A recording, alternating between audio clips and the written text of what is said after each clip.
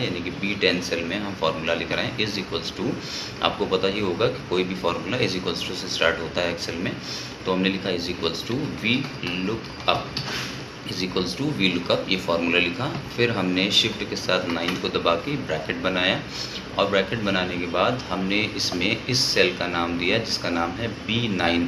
आप चाहें तो मैनुअली लिख लीजिए और चाहे तो आप यहाँ पर जाके माउस से क्लिक कर दीजिए, तो यहाँ पर B9 लिख जाएगा। उसके बाद कॉमा हमको क्या देना है, टेबल का एरे देना है, टेबल का एरे। तो टेबल का एरे हम यहाँ ऊपर जाएंगे अमन पर, यहाँ पर A2 से लेके और ये जो हमारा D6 है यहाँ तक हम इसको ऐसे सेलेक्ट कर लेंगे, तो ये हमारा टेबल का एरे हो गया। ठीक है, उसके बाद फिर हम एक और कॉमा लगाएंगे। पहले हमने दिया लुकअप की वैल्यू, फिर हमने दिया टेबल एरे और हम देने जा रहे हैं कॉलम का इंडेक्स नंबर। मैं अभी ये सब लिख लूँगा तो उसके बाद आपको समझाऊंगा एक बार फिर से कि इन सब के मतलब क्या होते हैं। तो देखिए कॉलम इंडेक्स नंबर हम यहाँ पर देने जा रहे हैं, जो कि हमने दे दिया 2।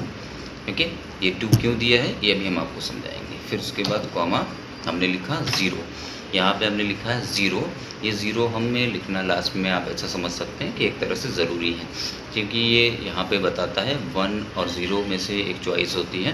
1 होता है आपके लिए अप्रॉक्सीमेट मैच के लिए होता है और फॉल्स होता है या 0 होता है आपकी एग्जैक्ट मैच के लिए। इसके बारे में भी हम डिस्कस करेंगे। तो इसको हमने ब्रैकेट बंद कर दिया। तो एक बार आप फार्मूले को फिर से ध्यान से देख लीजिए, फार्मूला को सॉरी, वी लुकअप B9 मतलब ये सेल जहाँ से हमें डेटा उठाना है, यानी कि इसी डेटा को हमको सर्च करना है।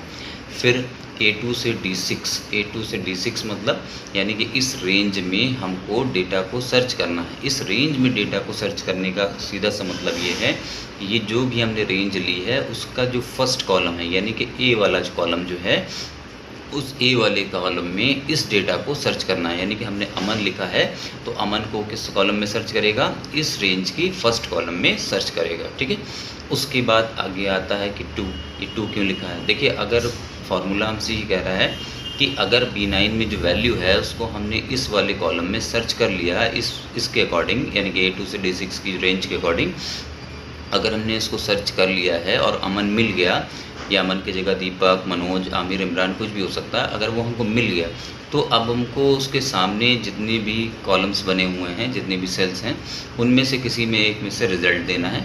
तो वो रिज़ल्ट आपको किस सेल में से चाहिए या किस कॉलम नंबर में से चाहिए। तो मैंने यहाँ लिखा 2 का मतलब यानी कि सेकेंड कॉलम से चाहिए। और इस रेंज का जो रेंज हमने सेलेक्ट करी है उसका सेकेंड कॉलम कौन सा है, B, सेकेंड कॉलम है B। तो B सेकेंड कॉलम है, इसलिए हमने यहाँ पे 2 दिया। और हमने 2 ही क्यों दिया, क्योंकि मुझे यहाँ पे प्रोडक्ट चाहिए।